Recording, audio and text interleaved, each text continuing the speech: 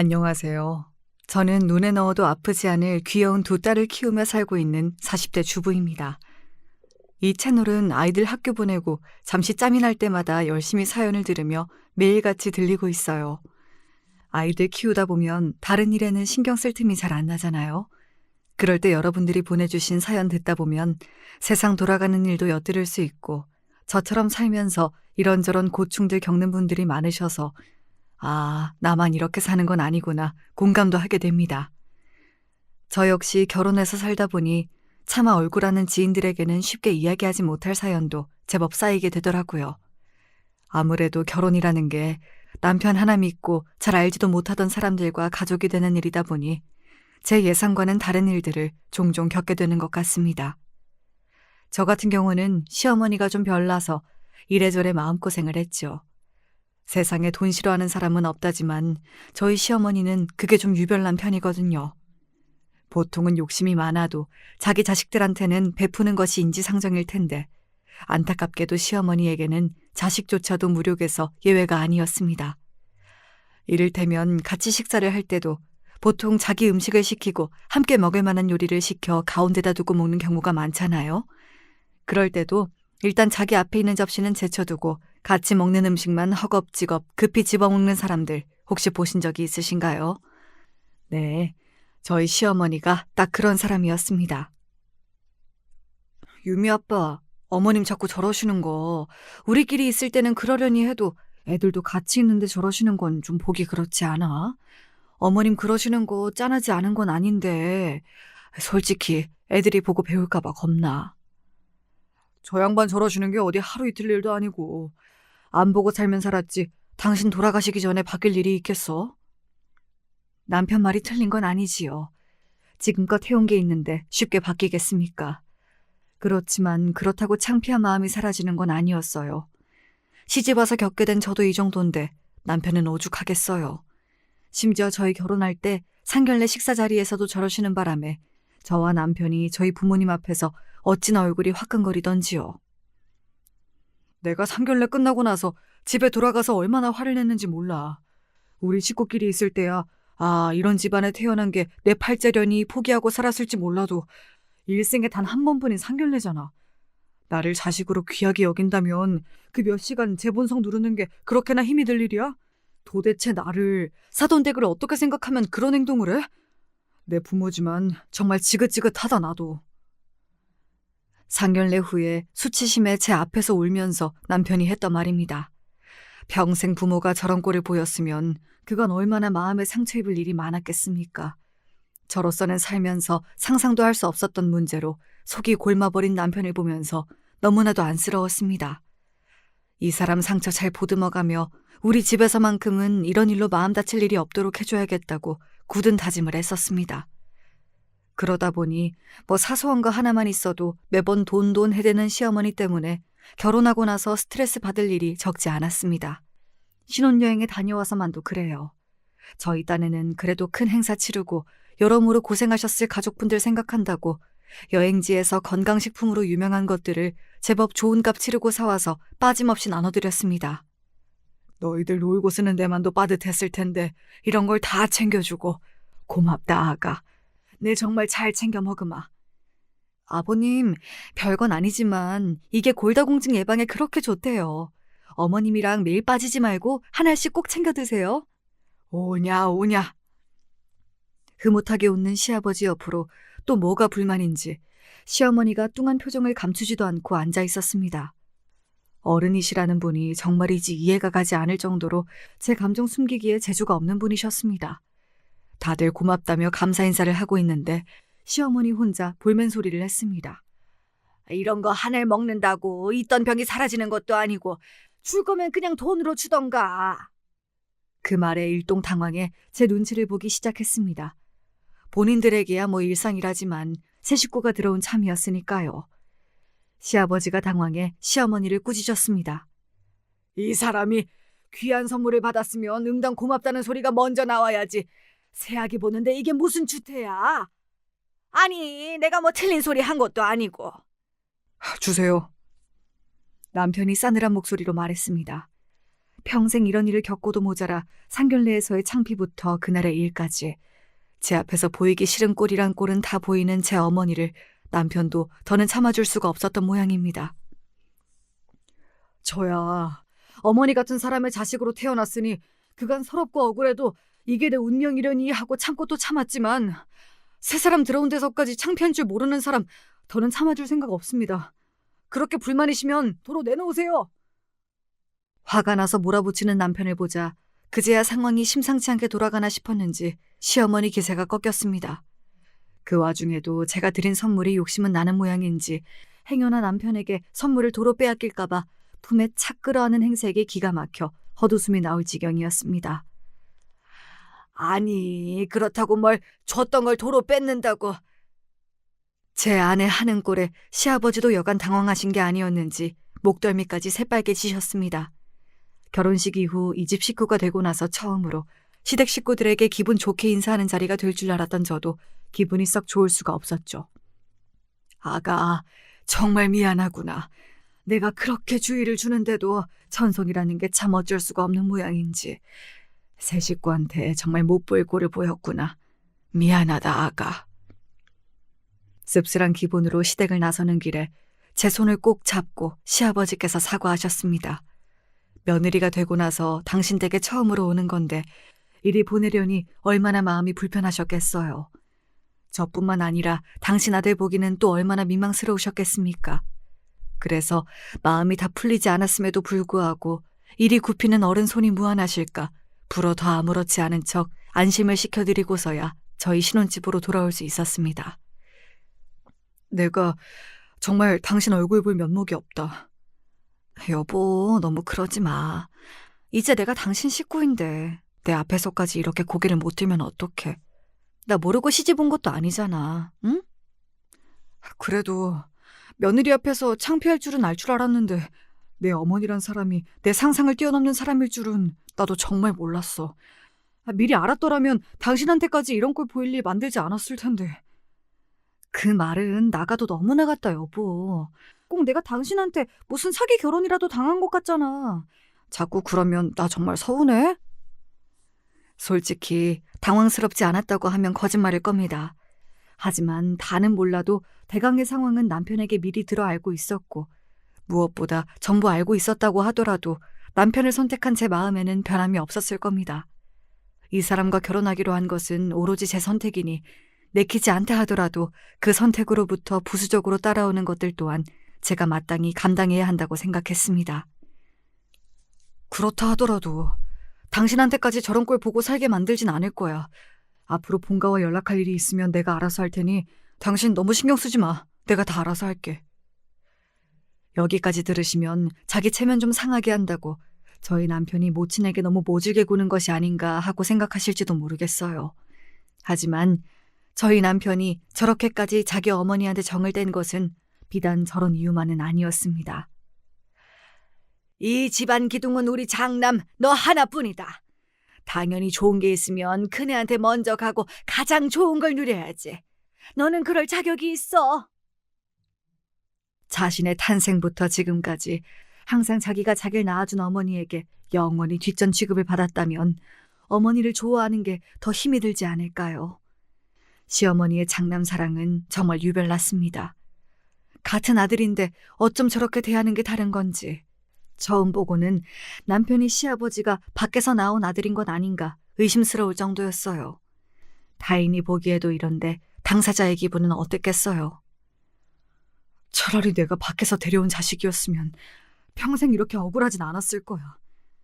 시어머니의 아들 차별은 작게는 반천 차별에서부터 크게는 대학 학비며 결혼 자금 문제까지 사사건건 걸리지 않는 부분이 없었습니다. 제가 작다고 표현하긴 했습니다만 먹을 걸로 사람 차별하는 게 얼마나 치사스러워요. 그걸 평생을 삼시세끼 밥상머리에서 매번 당했을 남편을 생각하면 정말이지 남편이 비뚤어지게 자라지 않은 것만으로도 남편에게 감사할 지경입니다. 내 평생 내가 좋아하는 반찬이 밥상 위에 올라온 적이 없었어. 다 형 좋아하는 거, 형 몸에 좋은 것들 위주였지. 그나마 그것도 먹을라 치면 죄다 형 앞으로 몰아주는 바람에 내 앞에는 밥그릇만 덜렁 놓여있고 아버지까지 없었으면 이놈의 집구석 진작 뛰쳐나갔을 텐데. 시아버지께서 어떻게든 남편이 덜 상처받게 하려고 중간에서 가진애를 쓰셨지만 매일 일하러 나가는 시아버지가 집안에서 일어나는 모든 일을 통제하는 건 애초부터 불가능했겠죠. 그런 어머니의 아들로 태어난 순간부터 제 남편 가슴이 생채기로 가득해지는 건 피할 수 없는 일이었어요. 시아버지께서 유독 저희 남편에게 약한 것도 당신이 지켜주지 못한 작은 아들에 대한 미안함과 죄책감 때문이라는 걸 짐작하기 어렵지 않았습니다. 그렇다고 남편의 형님, 제게는 아주버님이 되는 인간 또한 그렇게 인격적으로 성숙한 사람이 되질 못했습니다. 평생을 그렇게 자라서 그런지 자기가 더 많이 받는 걸 아주 당연하게 생각하는 사람이었어요. 하기야 이기적으로 키웠는데 이기적으로 자라는 게 어쩌면 자연스러운 일이었을지도 모르겠습니다. 욕심 많고 양보할 줄 모르는 것은 꼭 제 어머니를 닮은 사람이었습니다. 그래도 시어머니는 유일하게 제 장남에게만큼은 음식이며 돈이며 아까운 줄 몰라 했으나 아주버님은 오로지 저만 알고 제 입만 중한 사람이었으니 시어머니가 저보다 더한 인간을 만들어낸 건지도 모르겠네요. 집안 꼴이 이런 거로 제 남편은 어릴 적부터 집에 손 벌리지 않고 모든 것을 스스로 헤쳐나가야만 했습니다. 아무리 시아버지께서 더 신경을 써주신다 하더라도 제 앞으로 뭐 하나 더 들어갈까 아까워서 난리를 치는 제 모친 꼴을 보면 더러워서 집에서 뭘 받기도 싫었다고 하더라고요. 중학교 들어가자마자 알바해서 내 용돈을 벌어서 썼어. 형한테는 학원에 새 옷에 아까운 줄도 모르고 갖다 바치면서 공부도 더 잘했던 나한테는 학원 보내줄까 소리 한 번을 안 하더라. 옷이야 당연히 형이 지저분하게 입고 버리거나 작아진 옷들만 물려주고, 오죽하면 내 친구들이 내 집안 형편이 안 좋은 줄 알고 간식도 자주 사주고 집에 데려가서 밥도 먹여주고 그랬다고. 그 친구들 아니었으면 학교 다니는 게 더 팍팍했을 거야. 아니, 무슨 전생의 원수도 아니고 똑같이 배 아파 낳아놓고는 왜 저희 남편에게만 저렇게도 모질게 군 걸까요? 딸아이 둘을 낳고도 그 둘 중 누가 더 귀하다는 생각을 해본 적이 없는 저로서는 시어머니의 심리가 도저히 이해가 되질 않았습니다. 저만 아는 이기적인 사람들도 보통 제 자식은 챙기는 게 인지상정 아니던가요? 우리 유미 짐이라고 생각하면 난 절대로 그런 생각 못 품겠던데 대체 자기 어머니는 왜 그렇게까지 모질게 군 건지 정말인지 이해가 안 가. 제 말에 남편이 콧방귀를 뀌더군요. 그나마 내가 아들로 태어나기라도 했으니까 그 정도였지. 아마 내가 딸이었더라면 학대를 하고도 남을 인간이야. 설마 그렇게까지 했을까 생각하는 게 보통일 테지만 남편의 의심은 저로서도 합리적인 데가 있었어요. 실제로 제가 연달아 딸을 둘 낳았을 때 시어머니는 딸이라는 소식에 저희 아이들 얼굴 한번 제대로 보려고 들질 않더라고요. 어떻게 된 게 아들 하나를 못 낳아? 태에 문제가 있나? 할 말 못할 말 못 가리고 그게 무슨 소리예요? 누가 반긴다고 여기까지 와서 고생한 사람 앞에서 망발을 하고 있어. 당장 나가요! 제가 둘째 낳고 시어머니에게 들었던 소리입니다. 그동안도 시어머니에게 별 정이 있진 않았습니다만 시어머니에게 오만정이 다 떨어졌던 결정적인 계기이기도 하죠. 저야 그러려니 넘겨준다 치더라도 저 고약한 성미에 저희 귀한 딸내미들까지 상처받게 만들 생각은 없었습니다. 본인도 반기지 않는다는데 제 귀한 아이들 얼굴 보여줄 생각은 눈꼽만치도 없었기에 그 이후로 시댁에도 발길을 뚝 끊었습니다. 그러자 아쉬워진 건 시아버지뿐이었어요. 아주버님이야 뭐 본인 동생도 사람 취급 안 하는데 조카라고 예뻐했겠습니까? 시어머니야 말할 것도 없고 그 집구석에서 손자 구경하지 못해 안달이 난 사람이야 시아버지밖에 없었습니다. 아직 결혼을 못한 아주버님 때문에 우리 딸아이들은 그 집안에서 처음으로 본 손자들이었습니다.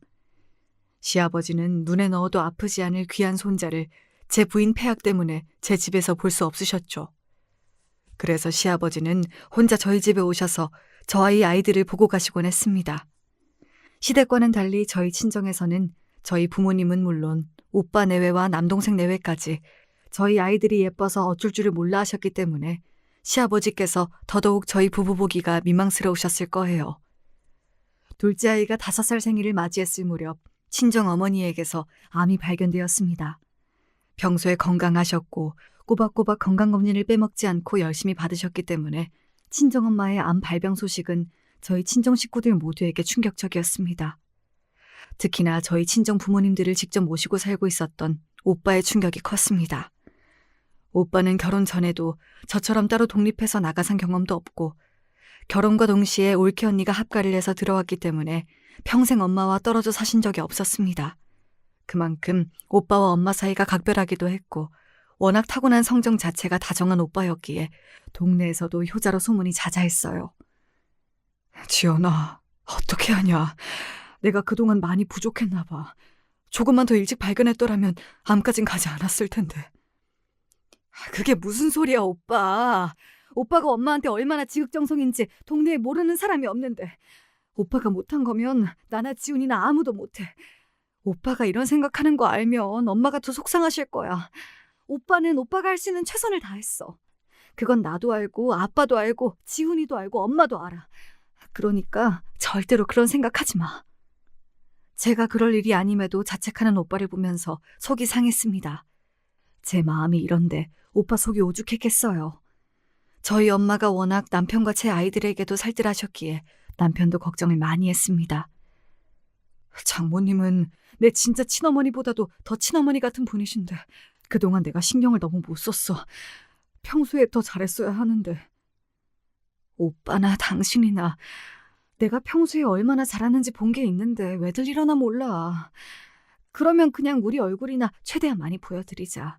엄마한테도 그게 가장 힘이 되실 거야. 그래, 그러자. 그 약속이 그냥 하는 대답이 아닌 모양인지 남편은 주말마다 쉬지도 않고 아이들을 데리고 꼬박꼬박 저희 엄마를 찾아갔습니다. 당시에 회사가 많이 바빠서 야근을 밥 먹듯 하던 시기라서 주말에서야 겨우 숨 좀 돌리고 있는 걸 알고 있었기에 저는 남편이 무리를 해서라도 저와의 약속을 지키고 있다는 걸 알 수 있었습니다. 남편에게 정말 고마운 마음이 드는 동시에 제게 정을 준 사람에게 저리 약한 사람인데 그런 사람을 그리 모질게 만든 시어머니에 대한 원망스러운 마음도 함께 들었습니다. 자식들이 가진 정성을 들인 덕분인지 다행스럽게도 친정엄마의 병사는 아주 느리게 진행되고 있었습니다. 물론 암 관련해서 치료받아야 할 부분이 많았기에 오빠와 올케 언니가 고생을 많이 해야 했지만 그래도 치료가 없을 때에는 집에서 평소처럼 생활하시기에도 크게 무리가 없었어요. 그래도 집에 환자 있는 게 어떻게 쉬울까요? 오빠와 올케 언니에게는 늘 고마운 마음뿐이었습니다. 언니, 정말 고마워요. 오빠한테도 고마운 마음을 금할 길이 없겠지만 언니 입장에서는 이게 정말 쉬운 일이 아니잖아요. 저도 며느리라서 잘 알아요. 언니 없었으면 엄마가 집에서 지내시는 게 어디 가당키나 하겠어요. 고모, 그렇게 말하지 않아도 돼요. 나 어릴 때 부모님 일찍 여의고 살면서 정말 서러울 일 많았는데 여기 시집 오고 나서 어머님이랑 지내면서 내가 얼마나 마음의 위안을 많이 받았는지 몰라요. 받은 걸로 치면 제가 어머님한테 한 것보다 어머님이 저한테 해주신 게 훨씬 많아요. 지금은 그렇게 받은 것 중에 겨우 일부 돌려드리는 것뿐이니까 저한테는 이 시간도 소중해요. 어머님이 아프신 게 속상할 뿐이지. 지금 어머님 모시는 건 제게는 은혜 갚을 일이 생긴 거나 마찬가지예요. 정말 제 올케 언니지만 어떻게 이렇게 심성 고운 사람이 우리 집에 들어온 건지 저희 오빠와 참으로 잘 어울리는 한상이라는 생각이 들었습니다. TV에서나 들을 법한 흐뭇한 고부지간이 바로 제 친정엄마와 올케 언니였어요. 올케 언니에게 한없이 고마운 마음이면서도 저는 평생 저런 고부지간을 겪을 일이 없을 거라고 생각하니 그것도 좀 씁쓸하더군요. 그렇게 저희 친정엄마는 암 진단 이후 무려 5년을 더 지내시다가 저희 곁을 떠나시게 되었습니다. 정말로 마음이 많이 아팠지만 5년이라는 시간 동안 저희 가족은 엄마와 길고 긴 작별 인사를 충분히 나눴기에 슬픔 속에서도 엄마의 부재를 받아들일 수 있었어요. 무엇보다 항상 엄마 곁에 함께 계셨던 아버지와 오빠 내외의 슬픔이 너무 컸기 때문에 저희라도 얼른 정신을 차려 그간 엄마와 함께 고생했던 아버지와 오빠 내외가 마음을 추스릴 수 있도록 도와야 했습니다. 지연아, 그동안 엄마가 떠나시리라는 생각을 안 해본 것도 아니었는데 막상 닥치니까 받아들이기가 너무 힘이 든다. 자꾸 못해드린 것만 생각나고 계실 때 조금이라도 더 잘해드릴 걸 후회될 일만 자꾸 떠올라. 오빠, 세상에 오빠 같은 아들은 없어. 그건 나보다 엄마가 더 잘 알고 계시고, 오빠 없을 때 엄마가 나한테 얼마나 오빠 사랑을 한 줄 알아? 가끔은 오빠가 당신 자식이 아니라 아버지 같다고까지 하셨어. 오빠, 정말 고생했어. 나도 지훈이도 평생 오빠한테 감사한 마음 가지고 살 거야. 단순히 오빠를 위로하기 위한 말이 아니라 정말 마음 깊이 우러난 진심이었습니다. 엄마의 말년이 그리 편안할 수 있었던 건 오빠와 올케 언니가 없었더라면 불가능했을 일이었으니까요. 그렇게 서로를 다독이며 저희 친정 가족들은 엄마를 보내드릴 마지막 준비를 했습니다. 저희 친정엄마도 친정아버지도 인품이 좋은 분이셔서 엄마의 장례식장에는 조문객이 끊이지 않았습니다. 비록 장례식이긴 했지만 저희 어머니께서 오래 앓으시고 가실 때 비교적 편안하게 가셨다는 걸 다들 알고 계셨기에 장례식장 분위기는 차분했지만 지나치게 침통하진 않았습니다. 안사돈이 돌아가셨으니 당연히 저희 시부모님과 아주버님도 조문으로 오셨습니다. 그간 시아버지는 저희 아이들 본다고 종종 저희 집에 찾아오셨지만 시어머니와 아주버님 얼굴을 직접 보는 건 오랜만의 일이었습니다. 아가, 고생이 많았다. 사부인 좋은 곳 가셨을 게다. 시아버지께서 제 손을 잡고 위로의 말씀을 하시는 와중에도 시어머니는 장례식장 안을 두리번 살피시더군요. 오랜만에 보는 아들 내외는 안중에도 없으신 것 같았습니다. 오늘 같은 날 괜한 일 만들고 싶지 않은 마음에 저도 애써 못 본 척 했습니다. 그렇게 저희 친정 식구 모두에게 위로의 말씀을 전하고 돌아서는 시아버지 뒤를 따르며 시어머니가 중얼거리는 소리가 제 귀를 스치고 지나갔습니다. 보기보다는 돈이 있는 집안인가? 가는 마당에 뭔 돈을 이리 쓰고. 그 소리에 남편 눈이 휙 돌아갔습니다. 저는 혹여나 저희 친정 식구 귀에 그 소리가 들어갔을까 싶어 퍼뜩 주위를 둘러보았어요. 그러다 저희 친정 오빠와 눈이 딱 마주쳤습니다. 친정 오빠는 제 귀를 의심하는 표정이었습니다. 아무렴 오빠의 상식으로는 사돈댁 장례식장에서 상상조차 할 수 없는 소리가 아닐 테니 제 귀를 의심하는 것도 무리는 아니었겠죠. 저는 엄마와 저희 친정 식구들에게 미안해서 고개조차 제대로 들 수가 없었습니다. 뭐 저런 인간이 다 있습니까? 그 소리 장례식장 안에서 참고 누르는 게 그렇게 못할 짓입니까? 이쯤 되니 시험이란 인간이 도저히 인간같이 느껴지지가 않았습니다. 진짜 당장이라도 제 치모를 잡돌이할 기세인 남편을 겨우 막아서고 고개를 휘저었습니다. 더 이상 저 사람 때문에 엄마 가시는 길에 분란을 만들고 싶지 않았습니다.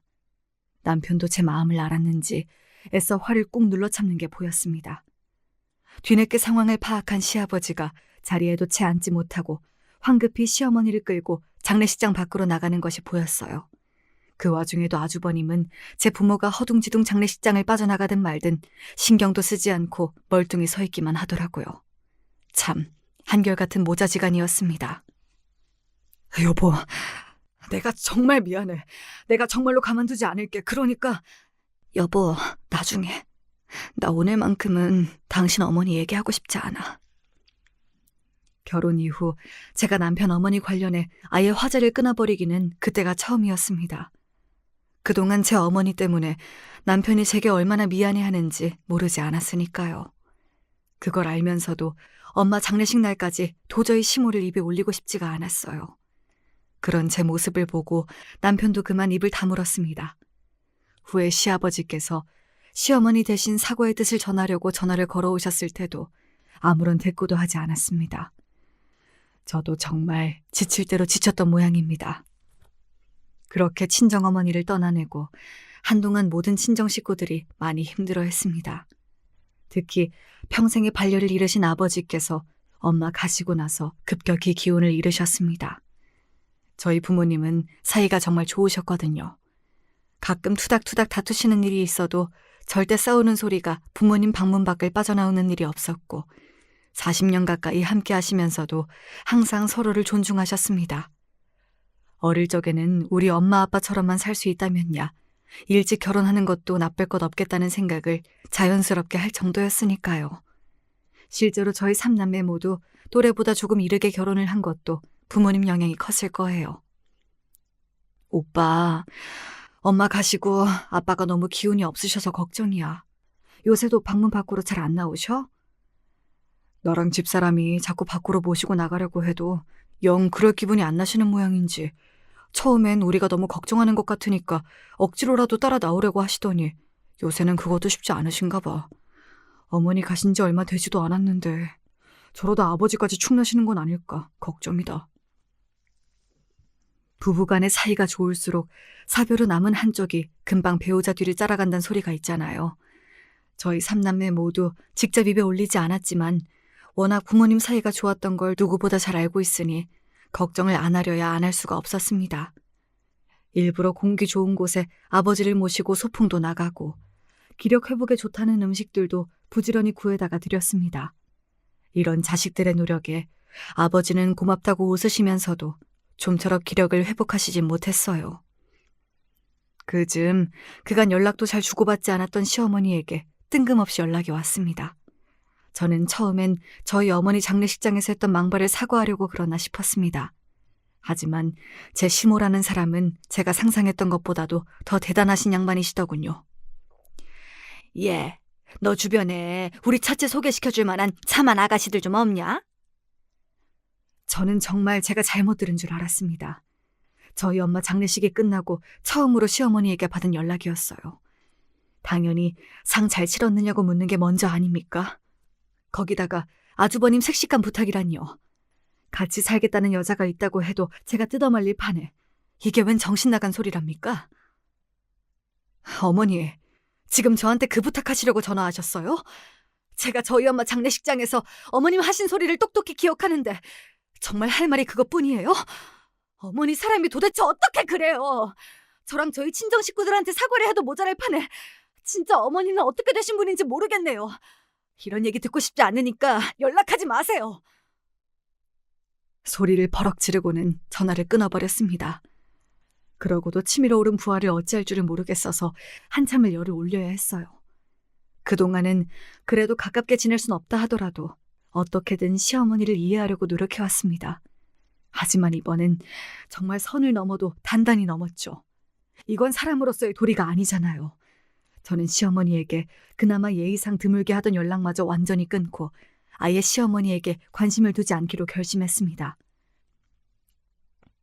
그 시점에 아주버님 나이가 이미 40을 훌쩍 넘겨 50을 바라보던 시점이었습니다. 남편과 아주버님 나이 차가 7살이고 남편이 저보다 5살이 많으니 결혼을 하지 않은 제 또래 지인이라고 해도 아주버님과는 띠동갑도 너끈하게 차이가 났습니다. 도대체 누구 욕을 먹이자고 제 모자란 아들놈을 제 지인에게 찍어 붙인단 말입니까? 염치 없는 아주버님과 시어머님 성정에 아주버님 또래의 여자에게는 눈도 돌리지 않을 게 뻔했습니다. 그러니 어떻게든 어린 여자를 갖다 붙이려고 들었겠죠. 아주버님 조건이라도 괜찮았으면 어처구니가 없어도 그들 심정이 개미 눈물만큼은 이해가 되었을지도 모르겠습니다. 하지만 아주버님은 남편과의 결혼으로 엮이지 않았더라면 평생 상종도 하기 싫은 부류의 인간이었습니다. 제 어머니의 편애를 받으며 자란 결과로 엉망진창이 되어버린 성품을 빼고 이야기한다고 해도 그랬어요. 그렇게 제 어머니가 제게만 교육비를 왕창 써가며 뒷바라지를 해주었음에도 불구하고 아주버님은 한마디로 꼴통이었어요. 공부머리라고는 일절없는 사람이었습니다. 대학은 고사하고 고등학교도 겨우겨우 마친 판국이었어요. 그러니 어디 직장이라고 옳은 곳에 들어갈 수 있었겠습니까? 아주버님은 그 나이를 먹도록 잠깐씩 시부모님의 지인의 회사에서 짧게 몇 달씩 일한 것을 제외하면 제대로 제 밥벌이를 해본 적이 없는 사람이었습니다.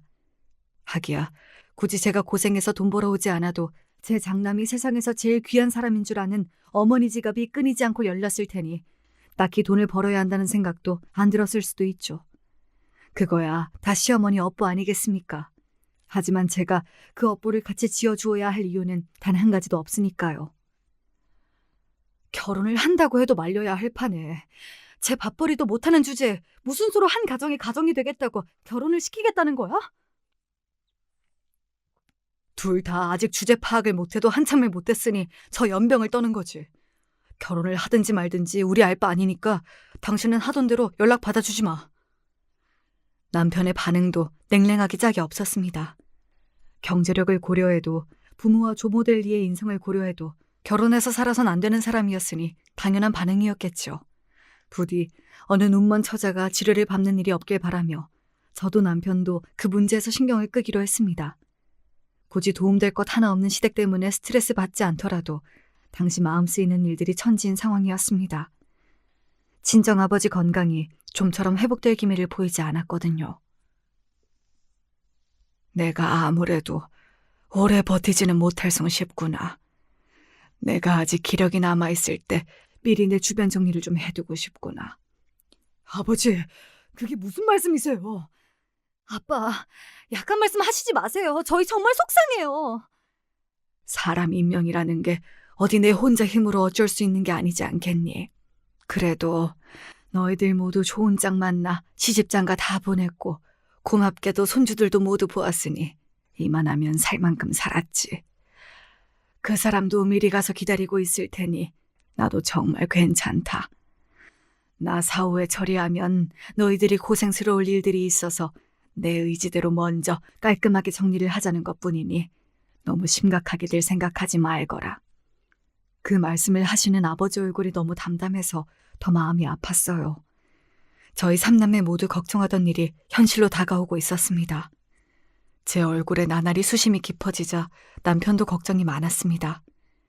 제 기운을 차리게 해보겠다고 남편이 애써 평소 제가 좋아하던 음식을 잔뜩 만들어 내밀어도 영 넘어가질 않더군요.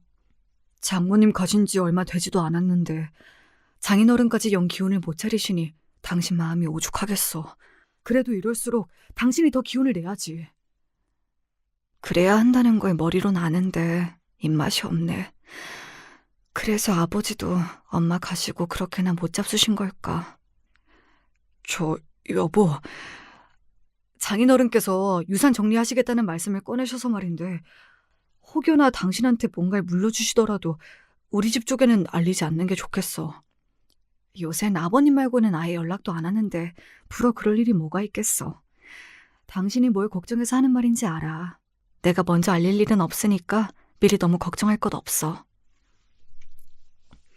제게 이런 말을 하는 남편이 면목 없어 하는 것도 한두 번이 아니었죠. 저나 저희 아이들에게나 친정 식구들에게나 참 잘하는 남편인데 어머니 하나 잘못 만났다는 이유만으로 늘 제 앞에서 죄인이 되고 마는 남편이 안쓰러웠습니다. 애초에 말할 생각도 없었지만 그런 남편의 짐 하나 더 쌓는 일이 되지 않도록 입단 속에 더욱 신경을 쓰자고 마음먹었죠. 그러다 저희 아이들을 보러 오랜만에 저희 집에 오신 시아버지로부터 뜻밖의 소식을 전해 듣게 되었습니다. 아무래도 그네가 조만간 결혼을 하게 될 것 같다. 저도 남편도 어안이 벙벙했습니다. 저더러 차만 아가씨 소개해달라고 말도 안 되는 소리를 했던 게 2달이 채 안 되었으니까요. 지금도 늦었는데 50을 넘길 수는 없다며 길길이 날뛰더니 얼마 전에 국제결혼 성사시켜주는 회사에 다녀온 모양이야. 아가씨가 베트남 사람이라고 하던데 첫째가 사진 보더니 마음에 든다고 그러더구나. 조만간에 둘이서 베트남에 가서 최종 결정을 할 모양이더라. 기가 막혀서 입이 떡 벌어졌습니다.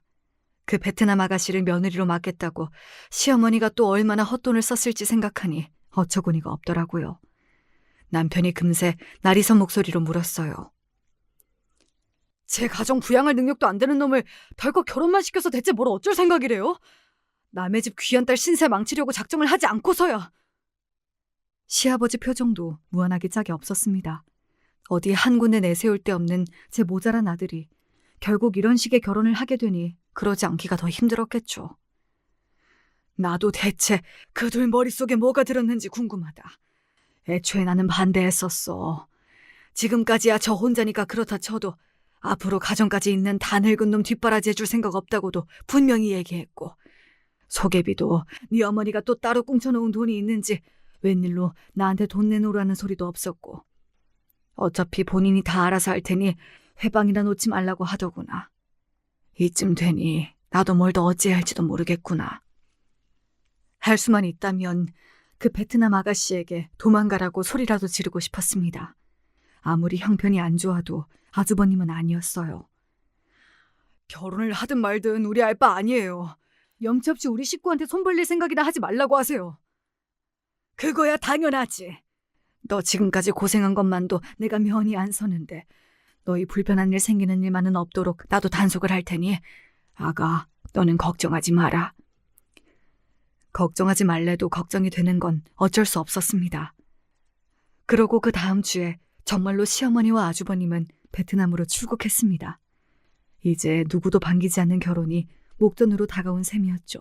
하지만 시댁 중 일에는 신경 쓸 겨를이 없었습니다. 저희 삼남매에게 재산 분할을 모두 마치시자마자 아버지 건강이 급속도로 나빠지기 시작했습니다. 마치 모든 것이 정리되기만을 기다렸다는 듯한 타이밍이었습니다. 엄마 떠나신 지 얼마 되지 않아 아버지까지 절이 되시자 저희 삼남매는 정말 견뎌내기가 힘들었어요. 부디 아버지만이라도 이 고비를 넘겨주시길 바라고 또 바랐으나 결국 아버지는 평소 앓던 지병에 여러 합병증이 겹쳐 운명을 달리하고 마셨습니다. 의학적인 소견은 저러했으나 저희 가족 중 아버지가 떠나신 것이 어머니를 먼저 보내신 후 얻은 마음의 병 때문이라는 것을 모르는 사람은 아무도 없었어요. 그렇게 저는 같은 해에 양친을 모두 잃게 되었습니다. 나이를 먹을 만큼 먹었는데도 부모를 잃은 슬픔과 허전함은 어쩔 수가 없는 노릇이더군요.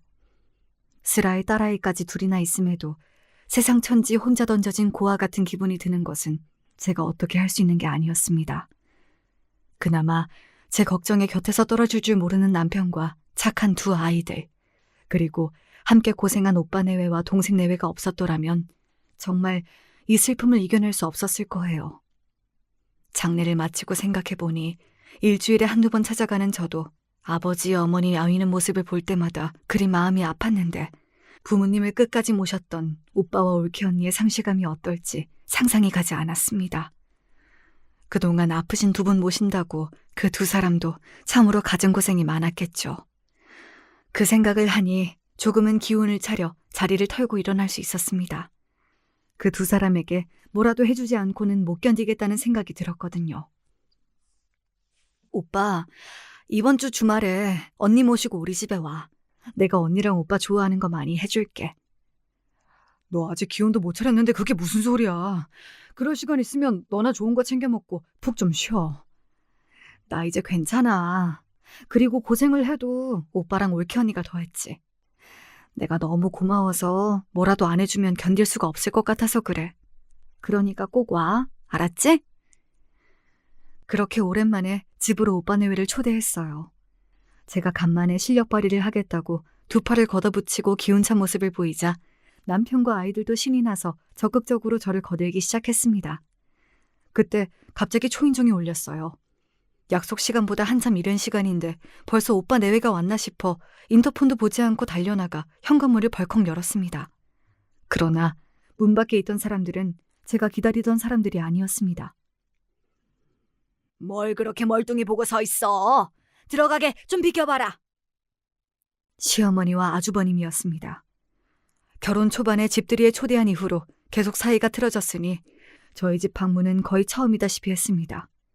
제가 얼이 빠져있는 사이에 둘이 들어오란 소리도 안 했는데 집 안으로 척척 걸어 들어갔습니다. 형님 벌써 오셨어? 아니, 여기 무슨 일로 왔어요? 반갑게 말하던 남편이 불청객의 정체에 금세 목소리가 날카로워졌습니다. 시모는 잠시 남편 눈치를 보는 듯 했으나 이내 눈길을 피하고는 저를 똑바로 쳐다보더니 말하더군요. 너희 아버지한테 유산 꽤나 받았다며? 그렇게 큰일이 있는데 어른들한테 말씀도 안 드려? 기가 찼습니다. 지금 그것 때문에 득달같이 제 못난 큰아들까지 달고 제 집으로 달려왔다는 겁니까?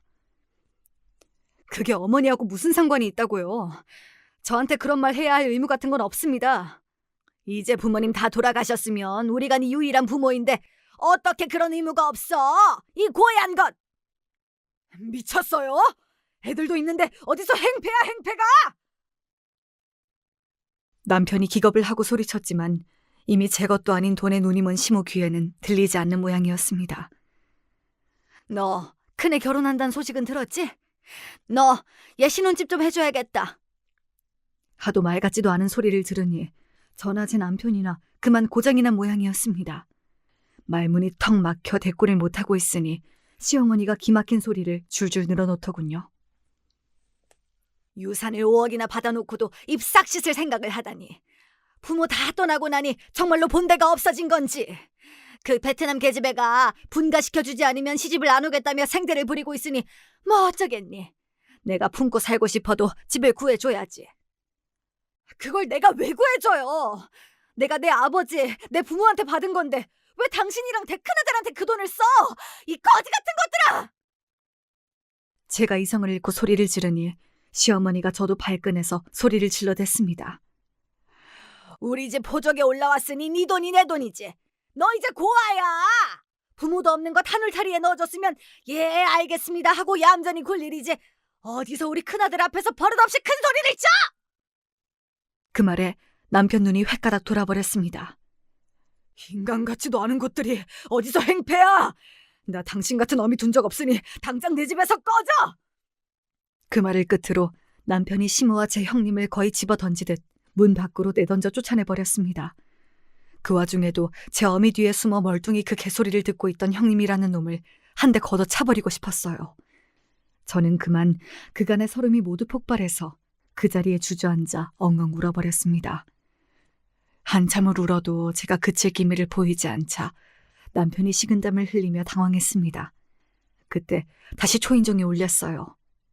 제가 기다리던 오빠 내외였습니다. 지연아, 이게 대체 무슨 일이야? 오빠. 제가 오빠를 보고 다시 터진 서름에 엉엉 울어젖히자 오빠도 사태가 심상치 않다 싶었나 봅니다. 오빠의 계속된 추궁에 결국 저는 시모와 있었던 일들을 한풀이하듯 두서없이 풀어놓기 시작했습니다. 짐작은 했지만 생각보다 더 심한 상황에 오빠 얼굴이 점점 굳어져 갔습니다. 그 옆에선 남편은 송구함에 몸둘 바를 몰라 했습니다. 오늘은 그동안 고생한 언니 오빠한테 감사해서 대접을 하려고 했는데 오히려 못 볼 꼴만 잔뜩 보게 했네. 미안해 오빠. 미안해요 언니. 무슨 그런 소리를 해요. 고모, 우린 괜찮으니까 신경 쓰지 말아요. 그래 지연아. 나머진 오빠가 다 알아서 할 테니 걱정하지 마. 넌 하나도 걱정할 거 없어. 정신없는 와중에도 대체 오빠가 뭘 알아서 한다는 건지 알 수가 없었습니다만 이내 잊어버리고 지나가고 말았어요. 대망의 그날이 다가오기 전까진 말이죠. 그날로부터 일주일쯤 지났을까 시아버지에게 전화가 왔습니다. 시집 온다는 베트남 아가씨가 다음 주에 인사를 온다고 하는데 그래도 너희한테 알려는 주는 게 맞는 것 같아서 굳이 오진 않아도 된다. 저나 남편이나 그 두 종자와는 상종도 하기 싫었으니 갈 생각이 없었습니다. 그런데 뜻밖의 오빠로부터 연락이 왔어요. 너희 시댁에서 그 베트남 며느리 인사 온다고 안 그러든? 그걸 오빠가 어떻게 알았어? 그럴 일이 있다. 그날 나도 너희 내외랑 좀 같이 가자. 경우 바른 오빠가 할 만한 말은 아니었으나 그렇기에 더욱 거절을 할 수가 없었습니다. 절대 이유 없이 저럴 사람이 아니었으니까요. 그렇게 저희 부부는 오빠까지 대동하고 예정이 없던 시댁 방문을 하게 되었습니다. 저희 셋이 같이 들어오자 시무와 아주버님도 당황한 것 같았죠. 저분이 결혼하실 분인가 봐요. 곧 사돈이 될지도 모르겠네요. 정말로 결혼을 하신다면 말이죠. 네? 아가씨가 생각보다 우리말을 잘 알아듣는 모양이었습니다. 정작 저는 제 오빠가 무슨 말을 하는지 알아들을 수가 없었지만요. 그런 저희 앞에 오빠가 서류 하나를 탁 내던졌습니다. 그건 무려 아주버님의 병원 진료 기록과 웬 사진들이었어요. 그간 어머님 등골 꽤나 뽑아드신 걸로 아는데 그걸 다 여자 사는 데 쓰신 모양입니다. 아주 안 걸린 성병이 없으시네요. 그 말에 퍼뜩 서류를 확인해보니 세상에 제 입으로 담기에도 더러운 온갖 성병에 대한 진료 기록이었습니다. 대중들이 흔히 아는 일방적인 성병에서부터 시작해서 전염성이 매우 강하고 질이 나쁜 성병들도 제법 포함되어 있었습니다. 서류를 만지는 것만으로도 더러운 게 없는 기분이라 서류를 패대기치니 그제야 그 옆에 사진들이 눈에 들어오더군요. 업소를 들락거리는 아주버님이 찍힌 사진이었습니다. 제 옆에서 그 사진들을 보는 베트남 아가씨 입이 기함에서 떡 벌어졌어요. 당신 대체 이게 무슨 짓이야? 우리 애한테 사람이라도 붙인 거야? 내가 이걸 가만히 넘어갈 줄 알아? 사람을 붙인 건 되게 먼저 아닙니까? 대체 우리 집안 유산 얘기를 어떻게 한 건가 했더니 내 동생한테서 유산 뺏으려고 심부름센터 사람까지 고용한 건 그쪽이 먼저입니다. 분노에 소리치는 오빠 말에 심장이 멎는 것 같았습니다. 그러고 보니 대체 시모가 어떻게 제가 유산 받은 걸 안 건지 의아했어요. 주변에 아무도 말 옮길 사람이 없었으니까요. 하다 제 며느리 돈 뺏겠다고 사람까지 쓰다니 저건 사람이 아니라 악귀다 싶더군요. 고소를 하려거든 어디 해보세요. 증거는 우리 쪽이야말로 차고 넘치니까. 감히 내 동생을 이따위로 대하고도 우리 어머니 장례식에서 그런 망발을 내뱉고도 그쪽이야말로 두 다리 뻗고 살 수 있을 줄 알았습니까? 시어머니와 아주버님 얼굴이 새하얗게 질렸습니다. 그때 베트남 아가씨가 불쑥 튀어나와 아주버님 뺨을 갈겼어요. 이 더러운 놈! 병 있다는 소리 안 했잖아! 나 너 같은 더러운 놈이랑 결혼 못해! 눈이 뒤집어져서 발악하는 베트남 아가씨 기세에 모자가 혼비백산했습니다. 더 보지 않아도 이 결혼이 파토난 걸 알 수 있었죠. 지연아, 가자! 아직 정신도 못 차린 저를 오빠가 손을 붙들고 끌고 나갔습니다. 여전히 제 등 뒤에서는 모자와 베트남 아가씨가 벌인 소란에 시끌시끌했습니다. 이윽고 그 소리가 잦아들 만큼 멀어지고 나서야 오빠의 설명을 들을 수 있었습니다. 오빠가 너무 일을 벌여놔서 미안해. 그런데 너한테 그런 소리를 듣고도 도저히 그냥 넘어갈 수가 없었어. 우리 오빠가 심부름센터 사람을 고용해서 사람 뒷조사를 하다니 상상도 할 수 없는 일이었습니다.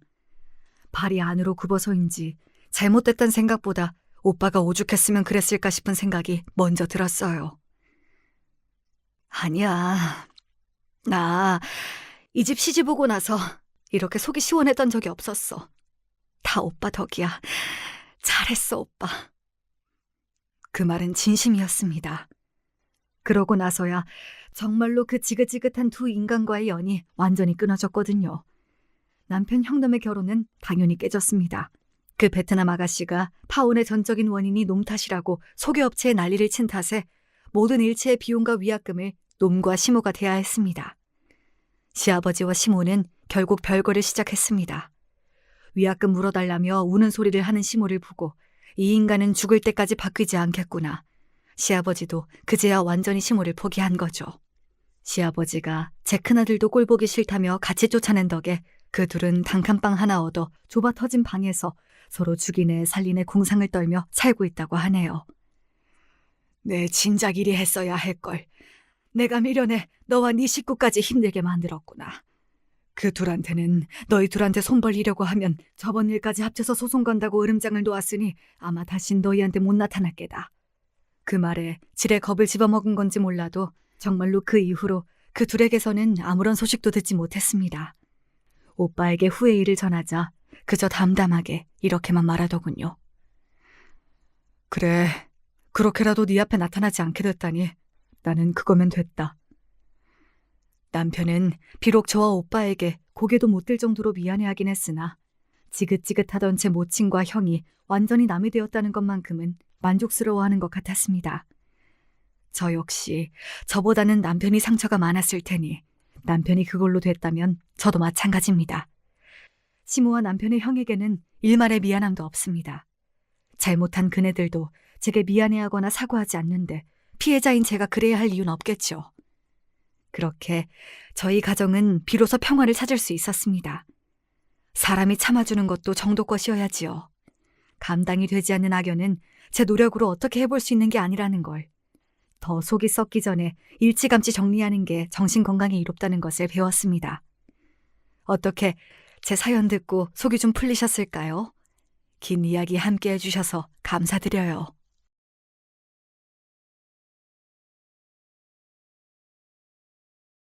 여러분 안녕하세요. 사연을 적어 내려가는 오늘은 날씨가 무척 더운데요.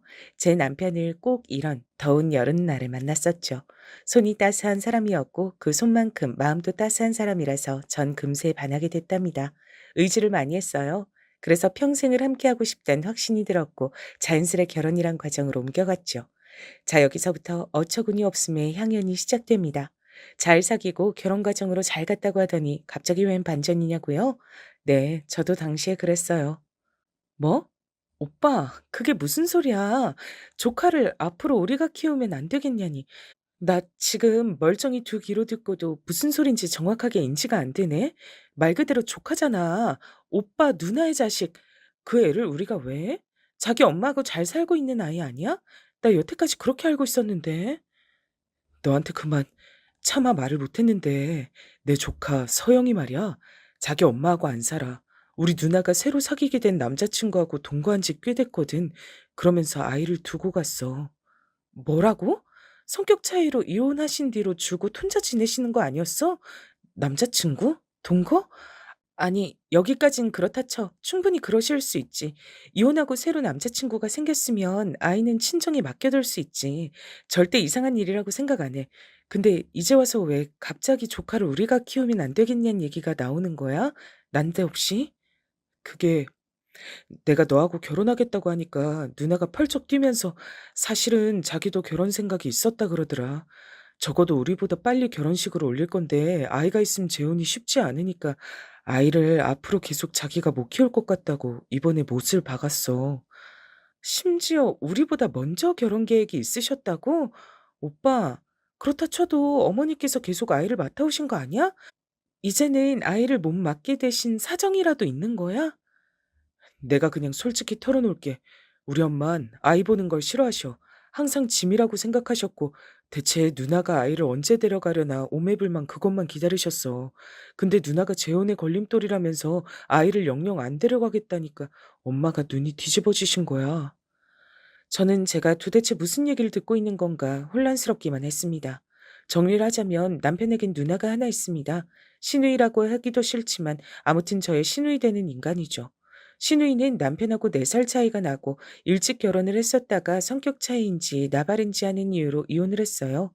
이혼 당시에 5살이었던 딸 하나가 있었고요. 이혼하고 나서 혼자 아이를 키우며 그렇게 지내는 것으로만 알았습니다. 남편에겐 부친이 안 계셨어요. 왜냐하면 시부모님께서 이혼을 하셨거든요. 사유는 들은 바 없었고 남편이 중학교 다니고 있을 때 두 분이 이혼을 하셨다고만 알고 있었네요. 그러니까 한마디로 홀시어머니셨죠. 여기까지가 제가 연애하면서 알고 있던 시댁의 정보였습니다. 참고로 남편은 적당히 괜찮은 대학을 나와서 적당히 괜찮은 직장을 다니고 있었어요. 고액 연봉자는 아니었어도 전망이 밝은 직종이었으며 무엇보다 안정적인 일자리라고 할 수 있었답니다. 남편 자체만 보면 훌륭한 신랑감이었고 제가 이 남자를 무척 사랑했기에 무조건 결혼으로 직진을 할 생각밖엔 없었는데 갑자기 이렇게 시댁의 비화가 밝혀지다니요. 황당했죠.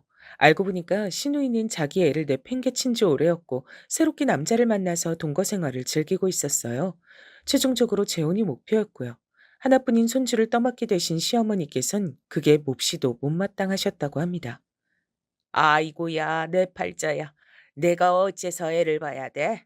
육아는 30년도 더 전에 다 끝낸 줄 알았는데 이제 와서 혀 짧은 소리나 들어야 된다고? 연병알, 나는 왜 이렇게 박복한지 몰라. 옛날에 친정아버지가 나한테 이번엔 아들인 줄 알았는데 또 딸이냐. 날 화나게 했으니 넌 평생 박복할 팔자다. 이렇게 저줄 내린 것이 아주 대단하게 효과가 있었던 게 분명해. 되바라진 딸년 잘못 둬서 눈에 넣으면 아프기만 할 손녀를 내가 맡아 키워야 된다니 암만 생각해도 열불 터져서 뒤지겠네. 그런데 그런 불만을 아이가 있는 앞에서 항상 하셨던 거예요. 그걸 알고 남편이 깜짝 놀랐던 거죠. 어려도 알 건 다 안다고 어린아이 앞에서 그러시는 거 아니라고 남편이 사정사정을 했는데도 시어머니께선 시큰둥해 하셨다고 합니다. 자기 아이가 그런 취급을 당하는 걸 알고서 신우이는 어떻게 나왔냐고요? 아무 반응도 안 했다고 하네요. 남편이 신우이한테 몇 번이고 아이한테 신경 좀 써라 이렇게 조언이며 간청이며 다 해봤지만 씨알도 안 먹혔다고 합니다. 아, 그래서 나보고 대체 어쩌라고. 애는 알아서 잘 크고 있는데. 하여간 너만 유난이야, 너만. 오히려 남편만 그 사이에서 유난 떠는 사람으로 되었다고 하더군요. 존재만 알고 있었지 어떤 인물들인지 그간 알지 못했던 전 커다란 충격을 받았습니다. 이제 막 초등학교 들어간 어린아이를 귀찮아하며 서로에게 떠넘기고 싶어 안달이 난 시어머니와 시누이라뇨. 와, 진짜 농담 하나도 안 하고 이야기를 듣는 동안 모골이 송열해졌습니다. 남편에겐 미안하지만 머릿속으론 큰일 났구나라는 생각밖에 안 들었어요. 제가 괜히 남편의 따스함에 푹 빠졌다고 하는 게 아니었거든요. 남편은 잔정이 많고 대체로 온순한 편이고 사고방식이 언제나 좋은 게 좋은 거다라는 식이었습니다. 신랑감이라고 생각했을 땐 이런 점이 무척 좋았으나 현실적으로 집안의 이런 복잡한 문제에서 절대 발을 못 뺄 성정이기도 했기 때문에 벌써부터 전 골치가 아팠던 거예요. 이 남잔 절대로 자기 조카를 모른 척할 위인이 못 돼. 게다가 이런 얘기를 들으면서 내가 머릿속에 든 생각인데 그분들이 누울 자리를 보고 다리 뻗고 있다는 게 분명해. 집안에 이런 착하다 못해서 호구 같은 존재가 있는데 뭐하러 본인들이 사서 고생을 하겠어. 저는 제 짐작이 맞다고 여겼어요. 여러분이 저였다면 남편과 결혼을 하셨을 것 같나요? 결혼하자마자 시조카를 도맡아 키우고 자기 친딸을 내팽개친 시누이와 한없이 자기 중심적이며 손해보는 것을 싫어하는 시어머니를 시댁 식구로 두면서 그렇게 사실 것 같나요? 제가 사실은 인터넷에 한번 익명으로 이런 상황을 나눈 적이 있었어요. 그랬는데 반응들이 난리가 났었습니다. 결혼하라고 하는 의견은 하나도 없었고요. 무조건 파혼해야 되고 시어머니와 시누이도 문제지만 근본적으로 휘둘리고 사는 남자가 문제라면서 절대 평생을 약속하면 안 된다고 다들 난리도 아니었습니다. 심지어는 이딴 걸 고민이라고 올리고 있으니까 자기 무덤 스스로 파는 여자들의 계보가 끊이질 않는 거라며 절 욕하는 사람들도 있었어요. 그걸 보고 심장이 막 쿵쾅쿵쾅 뛰어대서 글을 얼른 삭제했었죠. 저는 남편을 사랑했기 때문에 솔직히 말해서 남들이 뭐라고 하든 상황을 다 감싸주며 결혼을 하고 싶은 생각이 당시엔 있었습니다. 그러나 걸림돌이 있었죠. 결혼은 시댁만 끼어드는 게 아니잖아요. 네, 맞습니다. 바로 제 친정이었죠. 뭐야?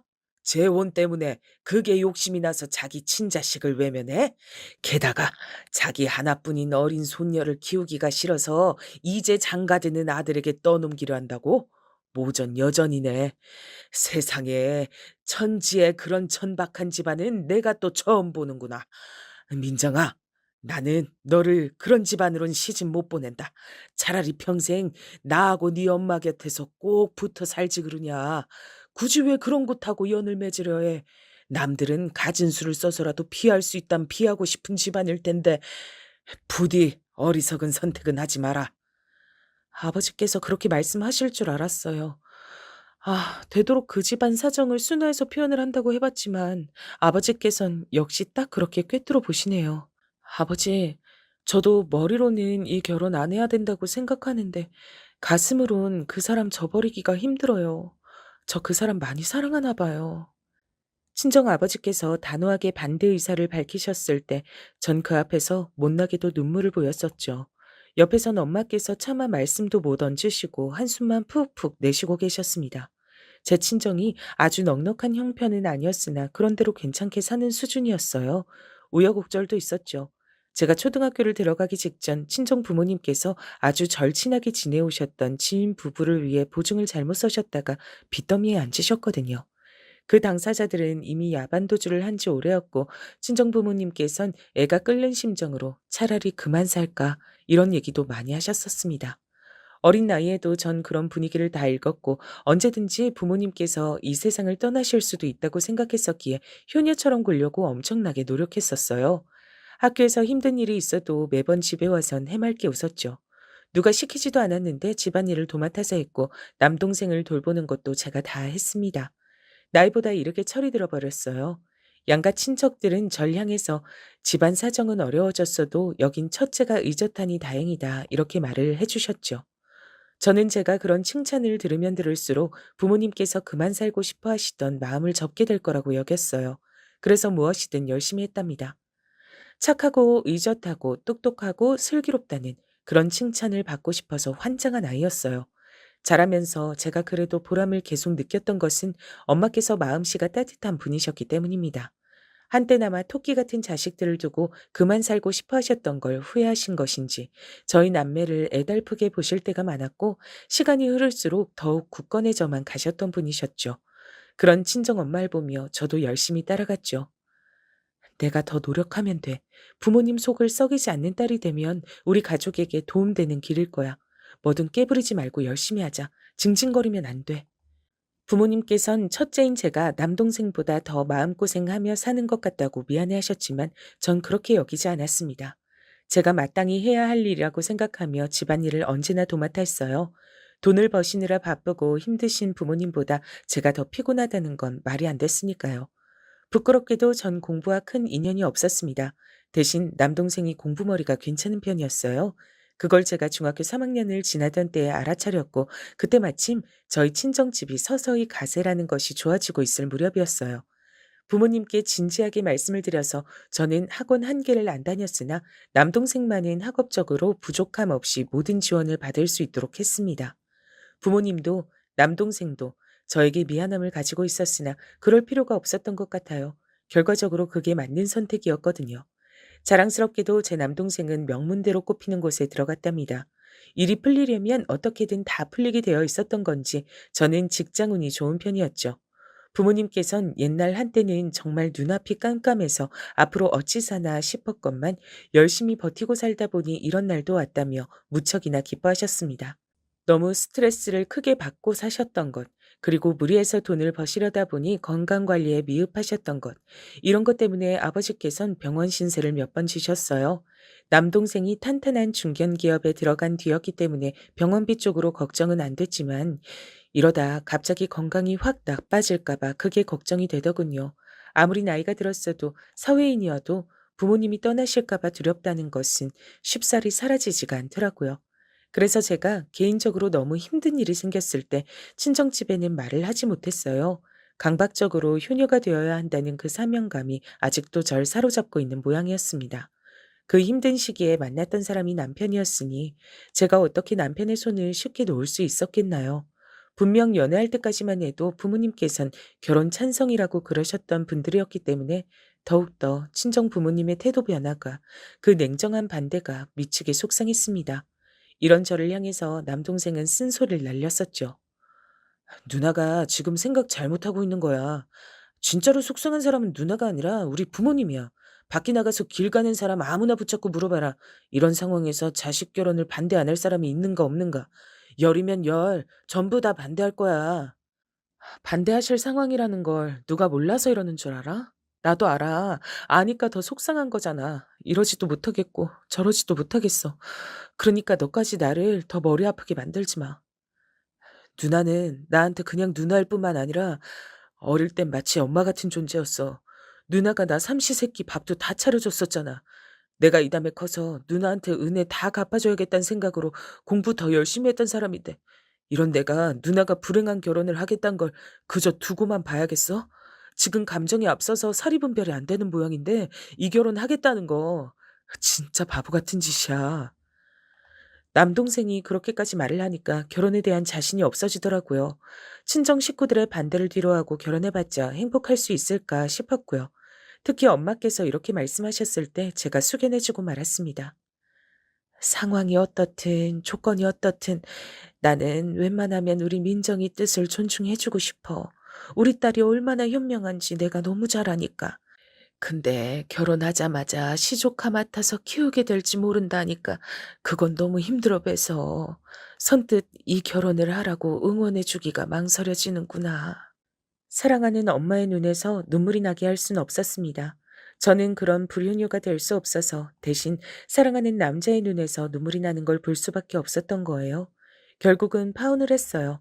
결혼 약속 다 해놓고 이런저런 결혼 생활에 계획까지 다 짜놓고 그래놓고 헤어졌습니다. 식장 들어가기 전까진 모르는 것이라던 어른들의 말씀, 그거 정말 맞더라고요. 남편은 저를 향해 미안하다고 거듭 사과를 했어요. 진작 집안 얘기를 자세히 밝히지 못했던 건 자기가 비겁했기 때문이라고 하더군요. 아니야, 나는 오빠 잘못이라고 생각하지 않아. 그냥 상황이 어려운 것뿐이야. 남편을 위로해 주었던 제 말은 진심이었습니다. 대관절 착한 남편이 뭐가 잘못일까 싶었네요. 헤어지고 나서 저는 더 좋은 직장으로 이직을 하면서 이사까지 했었죠. 더 잘 살게 될 줄 알았었는데 몇 개월 뒤 직장 내부 사정이 어려워졌습니다. 설상가상 저는 억울한 일에 휘말려서 스트레스를 엄청 받게 됐고요. 결국 반강제로 이뤄진 퇴사를 했고, 설상가상으로 친정 아버지께서 한 차례 편찬 의식기까지 해서 심적으로 너무 힘들게 지낼 때 남편과 재회를 했습니다. 추운 겨울날 버스 정류장에서 마주쳤어요. 하필 저는 그날따라 출애했는데 남편은 아주 차림새가 번듯하고도 근사했죠. 너무 창피해서 도망치고 말았답니다. 그날 밤에 남편에게서 연락이 왔을 때 고민하다가 못 이긴 척 연락을 받았어요. 남편은 정말로 그간 잘 지냈더라고요. 그 사이 승진을 한 것이죠. 남편은 잘난 척을 하려고 저에게 근황을 알려준 게 아니었어요. 저와 다시 잘해보고 싶은 마음에 그런 사실을 알려준 것이었습니다. 게다가 승진보다 놀라운 소식이 있었어요. 우리 누나 있잖아. 사귀던 남자하고 헤어졌어. 뭐? 그 남자하고 재혼하신다던 거 아니었어? 근데 헤어진 거야, 완전히? 완전히 끝났고 벌써 반년 가까이 돼가는 일이야. 그래서 누나가 조카를 직접 키우면서 지내.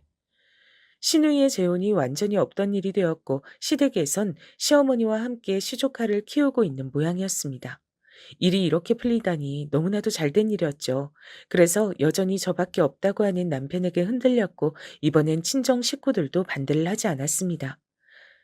이제는 더 이상 건강 문제로 우릴 놀래키지 않을 줄로 알았는데 이번에 네 아버지 그렇게 또 병원 신세 지셨던 걸 봐라.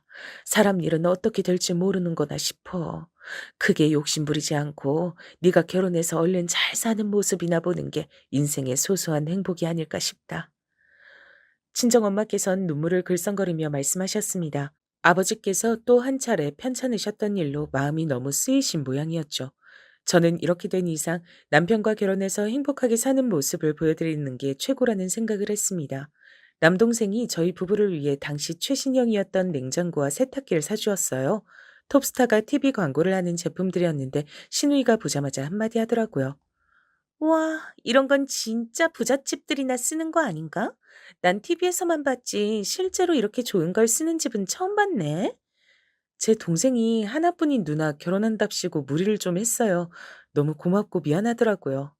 에이, 굳이 그렇게 애쓰는 말 할 필요 없어. 어차피 올케 내가 우리 집보다 사는 형평 넉넉한 거 다 아는 사실이고, 거기 동생이 내 동생을 마음에 안 들어 해서 일전에 개거품 물고 결혼 반대했었단 사실도 다 아는 건데 뭘 그러시나, 새삼. 신혼집의 냉장고를 마구 열어보며 뒤적거리는 시누이의 언행에 제가 얼이 빠졌습니다. 아예 싸우자고 시비를 걸어오는 건가 싶었어요.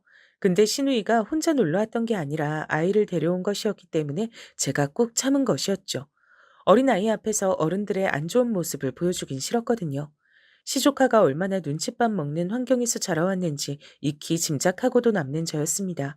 그래서 시누이의 무례 앞에서도 평정을 잃지 않은 뒤 시조카에게 상냥한 웃음으로 잘 대해줬어요. 경계심 가득했던 시조카의 눈빛이 점차 순해지는 게 보여서 기쁘기도 했고 슬프기도 했네요. 그런데 저의 이런 당연한 배려가 황당한 결과를 낳을진 몰랐어요. 얼마 후 시누이가 저희 부부한테 자기 아이를 키우고 살려면서 난리를 치기 시작했던 겁니다. 우리 애도 그렇게 번듯한 집에서 연예인들이 광고하는 가전제품들도 좀 써가면서 그렇게 살게 하고 싶으니까 그렇지. 난 앞으로 사회생활도 열심히 해야 되고 재혼도 해야 돼서 무척이나 바쁜 몸이야. 착하고 너그러운 우리 동생 부부가 열심히 아이 좀 키워줄 거라고 믿을게. 정말 미친 거 아니냐는 소리만 제 입에서 나왔습니다. 시누이의 막무가내식 태도에 남편이 머리를 짚었죠. 시누이가 그렇게 나오는데 그럼 시어머니께선 대체 뭘 하고 계셨는지 궁금하시죠? 시누이보다 오히려 한술, 아니 두 술을 더 뜨셨습니다. 내가 평생 얼마나 개고생만 하고 살아왔는데 아직도 저렇게나 철이 없는 딸년도 모자라서 귀찮아 죽겠는 어린 손녀까지 왜 내가 떠안고 살아야 되니? 이건 너무 말이 안 되고 불공평하지. 어머마, 너도 내 말이 맞다고 생각하지? 그치? 제가 머리에 총을 맞지 않는 이상 그 말이 맞다고 생각할 리가 없었죠. 어쨌거나 시누이와 시조카는 당신의 딸이자 손녀인데 무슨 생판 남을 맡긴 것도 아니지만 왜 그러시는지 알 길이 없었어요. 시어머니께서 열심히 돈을 버셔서 두 사람을 먹여 살리고 계셨다면 또 모를까 그것도 아니었으니까요. 남편이 진작부터 시어머니께 다달이 20만 원을 드리고 있었고요. 제가 결혼하고 나서 추궁을 해본 결과 평소에는 20만 원이지만 무슨 일이 있거나 하면 50만 원이라든지 그렇게 훨씬 더 드리고 있었더군요. 그리고 시누이가 아르바이트인지 아님 다른 것일지 모를 작은 일을 내서 얼마간 돈을 벌고 있었습니다. 시조카한테 들어가는 양육비는 그 친부가 다달이 얼마씩 보내주고 있는 것으로 전 분명 그렇게 알았고요. 무엇보다 시어머니께선 작은 집이나마 들고 계셨으니 심적으로 든든하셔야 맞는 법이었어요. 그러나 세상에서 당신이 가장 불행하고 힘들고 처절하게 살고 있다고 주장하셨습니다. 엄마, 그래도 엄마하고 누나하고 다 있는데 서영이를 왜 저희가 키워요? 그건 아니죠. 제가 결혼하더라도 서영이를 저한테 떠넘길 생각 없다고 하시면서 큰 소리 치셨던 게 엄마셨잖아요. 제가 서영이 키우고 싶다고 말을 해도 허락 안 하실 거라고 그러셨잖아요. 그런데 누나를 나무라시긴커녕 엄마가 더 하세요. 아이고, 머리야. 우리 아들이 엄마를 원망하는구나. 이 엄마 보고 차라리 죽지 그러냐면서 모진 말을 다 뱉는구나. 그래, 내가 다 죽어야지. 우리 아들한테 저런 소리 들을 바에는 죽는 게 낫지. 네? 제가 언제 그런 소리를 했다고 엄만 자꾸만. 신우이를 뛰어넘는 막무가내식 배째라가 시어머니셨습니다. 남편이 언성을 높인 것도 아니었고 옆에서 보기에는 착해도 너무 착하게 따지고 있었을 뿐인데 그걸 두고 시어머니께서는 천하의 불효자라도 마주하신 양 구셨어요. 제가 기가 막혀서 뭐 저런 분이 다 있나란 생각에 어리둥절했네요. 친정 아버지의 표현대로 정말 모전 여전인 듯 했습니다. 제가 조심스럽지만 강단 있게 절대로 시조카를 맡아 키울 일은 없으니까 그렇게 아시라고 했습니다. 머뭇거리는 남편을 잡아 끌고 시댁을 나왔었죠.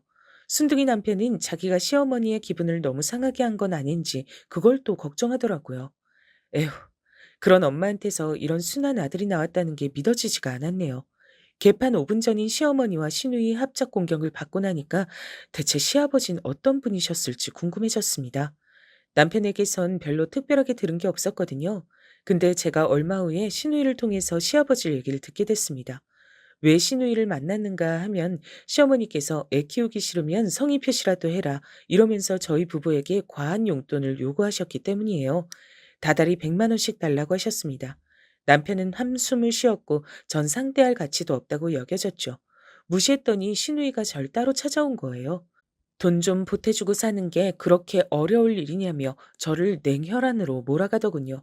그래서 제가 친정도 그다지 넉넉하지 못하고 아버지 건강이 안 좋으시단 얘기까지 다 해버렸죠. 굳이 그 앞에서 남동생이 돈 잘 번다는 얘긴 당연히 하지 않았고요. 저는 그렇게 아이를 유복하게 키우고 싶으면 친부한테 돈을 더 달라 그러면 될 일 아니냐고 지극히 정당한 지적을 날렸습니다. 그랬더니 시누이가 피식 웃더라고요. 우리 아버지 같은 인간만 피해야지. 이 생각하면서 자랐었는데 내가 꼭 그런 인간을 만나서 애를 낳았으니.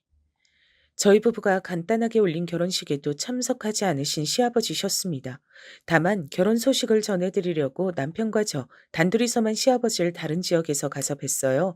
시아버지께서는 혼자 나오셨고 셋이서 조촐하게 식사를 마친 게 전부였습니다. 특별한 인상을 받지 못했어요. 근데 시아버지께서 옛날에 바람을 그렇게 피워대셨단 겁니다. 걸핏하면 여자 문제를 일으켜서 시어머니께서는 화병에 걸리신 게 문제였던 건지 결국 크게 병이 나셨다고 하네요. 정말 죽다 살아나셨다고 해요.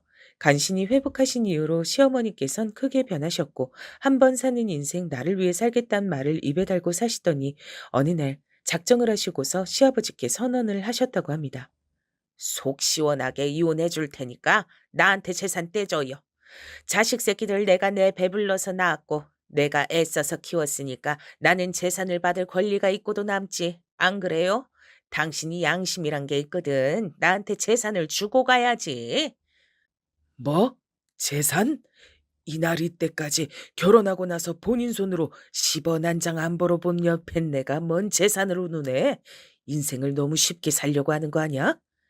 시아버지께선 맞서셨고 그렇게 부부싸움이 한창 이어졌다죠.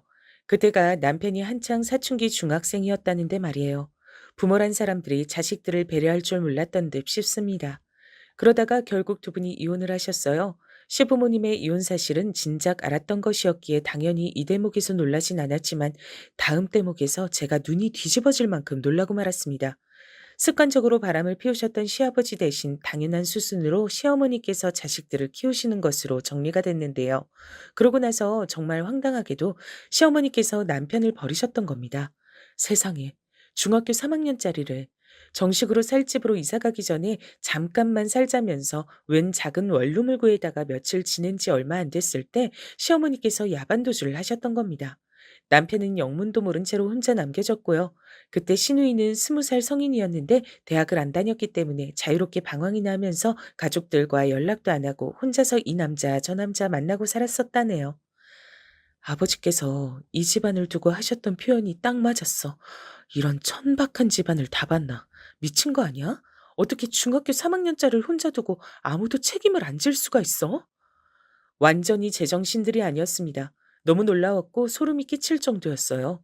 그런 얘기를 태연하게 마치 고전 전라등화 이야기를 하듯이 늘어놓는 신우이의 태도 역시도 어처구니가 없었고요.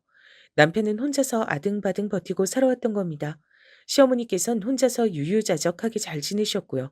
근데 꼬리가 길면 밟힌다고 시아버지께서 어느 날 작정을 하시고 자식들의 안부를 궁금해하셨던 겁니다. 시어머니께서 그걸 아실 리가 없었죠. 그래서 들통이 났고 시아버지께선 분노하셨습니다.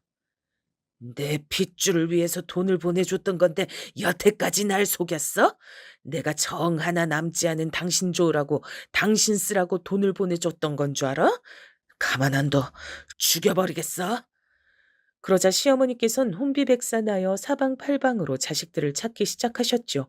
그렇게 시누이와 남편을 찾으셔서 한 집에 모이게 되었던 것입니다. 방 2개짜리 작은 집은 참고로 시아버지의 명의였더군요. 저는 그 이야기를 듣기 전까진 당연히 시어머니의 집인 줄 알았건만 그게 아니었던 겁니다. 어찌저찌 가족이 모였는데 그러자마자 시누이는 대뜸 결혼시켜달라 그랬다네요. 결혼하겠다고 난리를 쳐서 그때 시아버지께서 돈을 좀 보태주셨다고 합니다. 그걸로 시누이가 결혼을 한 것이었던 거예요. 당시에는 남편이 사회 초년생이었는데 이런 동생의 돈을 시누이가 뜯어갔습니다. 차라리 벼룩의 간을 빼먹지.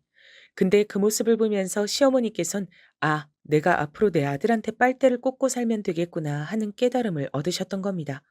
아주 미쳐 돌아가는 집이었어요. 시댁의 비화를 알게 된 전 남편에게 따지듯이 물었습니다. 어째서 이토록 정신이 나간 모친과 눈알 저버리지 않으냐고요. 보살인 것도 정도가 있잖아요. 왜 자식된 도리, 동생으로서의 도리를 유지하고 지내는지 이해가 가질 않았습니다. 그랬더니 남편이 씁쓸한 얼굴로 이런 말을 하더라고요. 모르겠어, 나도. 바보 같고 등신 같단 소리를 들어도 솔직히 할 말 없다고 생각해. 하지만 핏줄이잖아.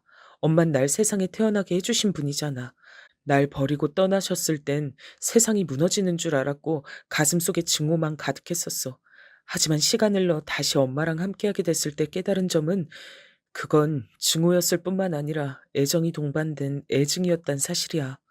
어쨌든 엄마하고 아버지가 내 부모님이란 것, 인생에 도움 하나 안 되지만 누나가 유일한 내 형제란 것, 그 사실이 나를 올가매는 것 같아. 혼자인 건 너무나도 외롭거든. 그걸 겪어봤기에 나는 잘 알아. 그리고 나는 내 조카 서영이가 너무 불쌍해. 옛날에 내가 그랬듯이 서영이도 외로움이 뭔지 배우고 있는 것 같아서 자꾸 마음이 쓰이고 외면이 안 돼. 하나뿐인 내 친족하잖아. 남편이 제 앞에서 고개를 떨구는 것도 마음에 안 들었고 남편의 얘기에 어느새 공감이 가고 있는 제 자신도 마음에 안 들었습니다. 파혼했던 시절 그때에도 전 남편 하나만 보고서 결혼을 하려고 했던 사람이니 그저 아무것도 신경 쓰지 말고 남편만 생각하자며 이런 결심으로 애써 마음을 다잡았네요. 사람 골 때리게 하는 시댁과는 별로 연결고리는 만들고 싶지 않아서 제가 거리를 좀 뒀습니다. 시어머니께서 허구한 날 연락을 해대시며 백화점 가고 싶다, 가방 가지고 싶다, 며느리가 나들이 시켜줬으면 좋겠다 이런 바람을 내비치셨으나 대꾸도 안 해드렸습니다. 연락도 잘 안 받았고요. 제가 좋아서 저와 잘 지내고 싶으셔서 그러시는 것 같지도 않더라고요. 이렇게 어영부영 지내다 보면 별로 신경 쓸 일 없이 결혼 생활을 해나갈 수 있지 않을까 싶었던 어느 날이었습니다. 시누이가 집을 나갔어요. 짐을 싹 챙겨서 사라졌더군요. 너무 황당했는데 더 황당한 건 저희 부부에게 보인 시어머니의 반응이었습니다. 그 연병할 것이 새로 남자 생겼다고 지난달부터 떠들어댈 때 표정이 묘한 것을 내가 심심치 않게 여기긴 했었지. 설마 그래도 자기 새끼를 두고 잠적이 날까 싶어서 가만뒀는데 결국 이 사다를 내는구나. 우라질. 괜히 낳은 딸년 때문에 내가 평생을 머리가 아프네. 내가 이런 지경인데 어떻게 남겨진 손녀를 잘 돌볼 수가 있겠니? 너희 둘이서 어떻게 좀 해봐라. 뭐라고요? 어떻게 친손녀한테 그러실 수가 있어요?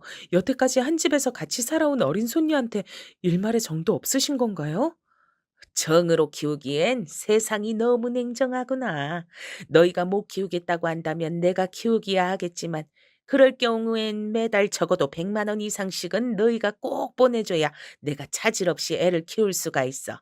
애를 정으로 키우니 돈으로 키우지? 이런 말씀까진 안 드리려고 했는데 어머님 어머님이 직접 돈 버시면 되잖아요. 뭐가 문제예요? 돈 없다, 돈 없다 노래를 그렇게 부르시면서 왜 직접 돈은 안 버시는 거예요? 사지 멀쩡하신데? 이, 이, 이 천하에 싸가지 없는 것이 우리 효자 아들이 너랑 결혼하겠다고 강하게 나오지만 않았어도 내가 널 진작에 반대했어. 이거 사. 딱 보니까 넌 처음부터 기세가 세 보이고 재수가 없어 보였지. 반대 같은 소리 하지 마세요. 저희 결혼할 때 땡전 한 푼 안 보태주신 분이 무슨 반대를 하시나요? 이제 보니 네가 아주 웃기는 콩떡이었구나. 내가 바로 우리 아들을 낳고 기른 사람이야. 내가 엄마야. 사랑으로 길러놨는데 당연히 반대할 권리가 있었지. 사랑이요? 중학생 아들을 버리고 혼자 살겠다고 도망가셨던 분이 웬 사랑이요? 그리고 어머님, 말씀 이상하게 하시네요. 조금 전까지만 해도 아이는 돈으로 기르는 거라고 하셨잖아요. 돈이 가장 중요한 거잖아요. 저희 결혼식에 돈을 안 보태주셨으니까 당연히 하실 말씀이 아무것도 없어야 맞는 거죠. 아, 아이고야, 내 머리야, 내 뒷목, 아이고야, 나 죽네, 나 죽어. 아들, 이러다 엄마 죽는다. 열받은 제가 다다다 쏘아대자 시어머니께선 갑자기 뒷목을 잡고 쓰러지는 신용을 하셨습니다. 제 눈에는 가짜라는 게 보였는데 남편은 그래도 자기 엄마랍시고 시어머니를 챙기더군요. 도저히 대화가 안 통하는 막무가내식 태도를 오랜만에 느끼자 제 머리야말로 너무나도 아프게 지끈거렸습니다. 남편은 옆에서 시어머니를 부축하며 제발 어린아이의 입장에서 생각해달라는 둥 감정에 호소하고 있었죠. 제가 보기엔 씨알도 안 먹힐 것 같았지만요. 그런 제 눈에 방문 뒤편에 숨어서 이야기를 다 듣고 있던 시조카의 모습이 들어오고 말았습니다. 그 모습에 안쓰러움을 느꼈고 이런 개 같은 상황 자체에 대한 분노가 끌어올랐던 것 같아요. 결국 저는 시조카를 데리고 와버렸습니다. 남편이 저의 결정에 깜짝 놀랐고 친정 식구들도 이야기를 듣고서는 기함했으나 제 걱정 때문에 아이를 키우는 것을 싫어하는 것이지 아이 자체만 놓고 본다면 시어머니보다 저희 부부가 맞는 것이 훨씬 낫다는 것을 다들 속으론 알고 있는 듯 했어요. 친정 부모님, 남동생의 한숨을 덜어주기 위해서라도 제가 문제없이 시조카와 잘 지내는 게 답일 듯 했습니다. 남편은 저에게 이루 말할 수 없이 고맙다 그랬어요. 아휴, 이런 고맙단 말이 무슨 소용인가 싶기도 했으나 제가 선택한 사람이고 내가 끌어안아야 할 일이라고 여겨졌네요. 시조카는 얌전하다 못해 고요한 아이였습니다. 자꾸 눈치를 보더라고요. 잘 대해주려고 제가 많이 노력했죠. 제 눈치를 보느라 밥도 조금 먹고 간식은 언감생신 욕심도 안 내고 걸을 때도 소리를 내지 않으려 살금살금 걷는 시조카가 너무나도 가여웠습니다. 고작 초등학생인 아이가 집안에서 눈치를 보는 게 아주 인이 박혀 있었어요. 시어머니와 시누이에 대한 경멸이 피어올랐죠. 전 당연하게 시댁의 발길을 딱 끊었고 남편도 제 비위를 거스르지 않기 위해 시어머니의 연락을 피하는 것으로 보였습니다. 제가 남편을 이제는 잘 알았기 때문에 그 착하고 무른 성정으로 시어머니를 완전히 외면할 수가 없어서 착잡해한다는 걸 느끼고 있었죠. 대체 가족이란 뭘까? 부모는 뭐고 자식은 뭘까? 이런 생각을 제가 하면서 지냈습니다. 그럴수록 제 친정 부모님께 더욱 잘해드려야겠다는 생각으로 귀결되더군요. 어쨌거나 진정한 제 편은 피를 나눈 가족이란 생각 역시도 함께 들었어요. 남동생이 존재한다는 것만으로도 든든하긴 했으니까요. 이런 걸 모르고 자란 남편, 그리고 시조카가 안쓰럽게 여겨지기도 하던 어느 날이었습니다. 예고 없이 비극이 닥쳐들었어요. 바로 그 전날까지만 해도 저한테 시조카를 보는 게 힘들지 않냐며 전화로 제 걱정만 하셨던 엄마셨습니다. 세상에서 가장 든든한 제 편, 영원한 저의 지원군, 친정엄마께서 교통사고를 당해 현장에서 숨을 거두시고 말았습니다. 웬 저녁 시간에 남동생이 전화를 했길래 드문 일이라고 생각을 하며 그 전화를 받았던 순간부터 저는 불길했었죠. 남동생이 엉엉 울고 있었거든요. 즉시 제 심장이 철렁 내려앉았어요. 병원으로 가는 내내 오열했습니다. 운전대를 잡은 남편도 울고 있었어요. 싸늘하게 식은 육신만 남겨두신 채 영원한 잠에 빠지신 엄마를 마주했을 때 저는 실신을 하고 말았습니다. 깨어나고 나선 이게 꿈이 아니라 현실인 것을 저주했죠. 남편이 제 옆에 있어줬기에 정말 간신히 몸을 일으켜 장례식장을 지킬 수 있었던 것 같아요. 눈에 초점이 나간 남동생이 억지로 버티면서 조문객을 맞이했고 아버지께선 극심한 충격으로 쓰러지신 뒤 병실에 입원을 하신 상태였습니다. 이러다 아버지마저 잃을 것 같아 두려움이 밀려들었죠.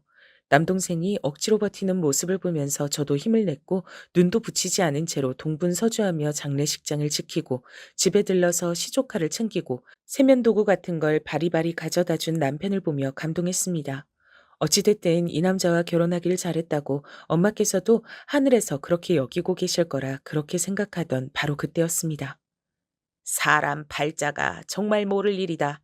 편찮으시다던 바깥사돈보다 어떻게 안사돈이 먼저 떠나신다니. 이래서 가는 데는 순서 없다 그러나 봐. 시어머니께서 오신 겁니다. 와주신 것 자체는 너무 감사했지만 시어머니께서 저에게 다가와 입을 여시자마자 제 머리가 너무 아프기 시작하더군요. 워낙 범상치 않은 분이신 걸 알고 있으니까요.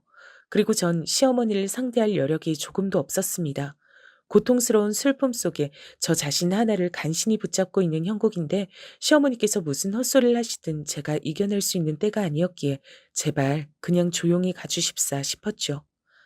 걸음해 주셔서 감사해요. 저희 엄마도 그렇게 생각하실 거예요. 당연히 그렇겠지. 내가 솔직히 네가 싸가지 없이 굴었던 게 얄미워서라도 안 올까 하다가 그래도 내가 어른이고 너보다 나은 인성을 지닌 인생의 선배로서 좋은 모습을 보여야겠다는 생각이 들더구나. 아, 물론 안 싸돈을 애도하기 위해서란 이유가 가장 크지. 네, 알겠습니다. 대충 알겠다고 하면 다니. 쌀쌀 맞긴. 저기 근데 있잖아. 안 싸더니 보험은 어떻게 좀 빵빵하게 들어 놓으셨을까나? 그건 어머님이 왜 궁금해하세요? 요새 날씨가 부쩍 추워졌잖아. 이놈의 집은 외풍이 드는 게 문제야. 올겨울은 또 어떻게 날지. 지금 집처럼 아담해도 좋으니까 내년엔 제발 좀 멀쩡한 아파트에서 살아보는 게 소원이다. 혹시 안사돈 돌아가셔서 보험금 나오는 것들이 있으면 나 아파트 좀 사게 도와줄 순 없니? 시어머니께서 미친 소리를 잘하신다는 것은 진작 알고 있었으나 이렇게까지 제 머리를 띵하게 만드는 엄청난 발언은 처음이었습니다. 가뜩이나 힘이 쭉 빠져 있던 저라서 진짜 이제는 기절할 것 같다는 생각이 들고 있었는데 그 순간 놀라운 일이 벌어졌습니다. 언제 근처에 있었던 건지도 모를 남편이 시어머니의 뺨을 친 거예요. 이 악마, 어떻게 이런 순간에도 본인 좋을 대로만 행동하실 수가 있어요? 당신은 사람도 아니야. 너 지금 네가 나를 때려? 우리 아들이 엄마를 때렸어? 말도 안 돼. 네가 돌았구나. 우리 아들 네가 어떻게 이럴 수가 있어? 자꾸 아들이라고 하지 마세요. 당신 아들인 게 그 어느 때보다도 수치스러워서 죽고 싶을 지경이니까. 참는데도 한계가 있습니다. 넘지 말아야 할 선이라는 것도 있어요. 그런데 당신이 방금 그 선을 넘으셨습니다. 당신은 더 이상 제 엄마가 아니에요. 그니까 아들이라고 부르지 마세요. 그리고 당장 꺼지세요. 내가 직접 끌어내기 전에. 제가 놀라서 입을 틀어막았고 시어머니께선 완전히 얼이 빠지신 채로 입만 뻐끔뻐끔 하시다가 남편의 무서운 표정에 압도당하셔선 그대로 주랭랑을 치셨어요. 이제껏 본 적 없던 남편의 모습에 저는 놀라움이 가시질 않았는데요. 잠시 후에 남편이 절 살며시 안아주더니 조용히 흐느꼈습니다. 백마디 말보다 그것 하나가 남편의 심정을 저로 하여금 이해시키더군요. 저 역시 아무 말 없이 남편을 꼭 안아줬네요. 엄마를 보내드린 이후 아버지께선 자식들을 위해서라도 버티겠다고 하시며 마음을 다 잡고 건강을 회복하셨습니다. 너무 감사한 일이었죠. 시어머니께선 남편이 그때 잠시 눈이 돌아서 그랬던 걸로 생각을 하셨는지 태연하게 연락을 해오셨으나 어림도 없었죠. 싸늘하게 무시했습니다. 그 다음으로 놀라운 일이 벌어졌는데요. 시조카의 친부가 찾아온 거예요. 알고 보니 시조카의 친부가 이혼하면서 자기 본가의 연락처를 종이에 적어서 줬었더라고요. 시조카는 그걸 고이 간직하고 있었고 제가 우연히 그걸 발견하게 되며 이게 뭐냐고 물어봤던 거죠. 저희 부부가 시조카 상의를 한 끝에 연락을 해봤는데요. 이틀 뒤에 친부가 화가 난 얼굴로 찾아왔습니다. 내 이럴 줄 알았지. 돈만 붙이면 애 잘 키우겠다고 하더니 다 거짓말이었어.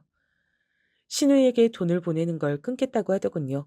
시조카는 데려가겠다 그랬어요.